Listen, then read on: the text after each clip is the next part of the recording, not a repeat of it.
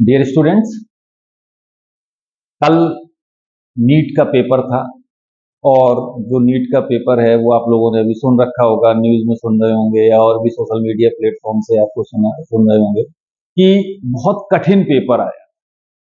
तो ये बिल्कुल सही बात है कि पेपर बहुत कठिन था और उस कठिनाई में भी कठिनाई क्या थी? Physics, mainly physics. और फिजिक्स जो थी वो भी ऐसी नहीं थी कि आप उसे केवल सोच लें, सोच के काम चल जाए।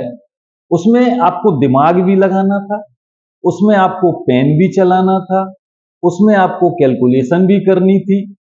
तो एक क्वेश्चन में अगर इतना सारा कुछ आप करेंगे तो कितना टाइम लगेगा भाई? Approximately 10 to 15 minutes.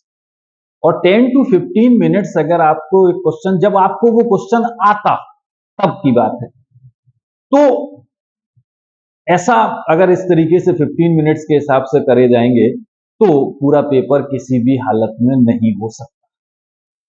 तो जो कठिन चीजें थी वो थी फिजिक्स के क्वेश्चंस।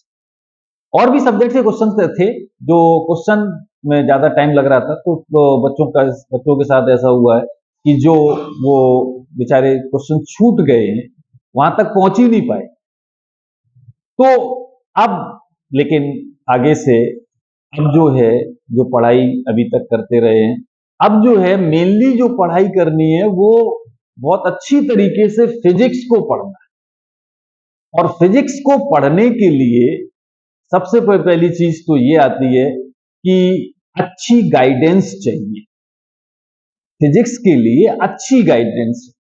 फिजिक्स पढ़ना तो एक अलग बात है, लेकिन उस चीज को बहुत अच्छी तरीके से क्लियर करके पढ़ना कि क्या चीज कैसे करनी है, वो अब आपको करना है सभी लोगों को।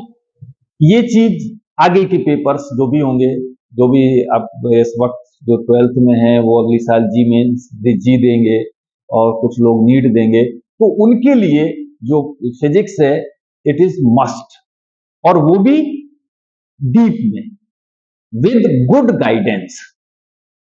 तो ये चीज अगर आपने कर ली तो आपको फिजिक्स से कोई भी दिक्कत नहीं आई।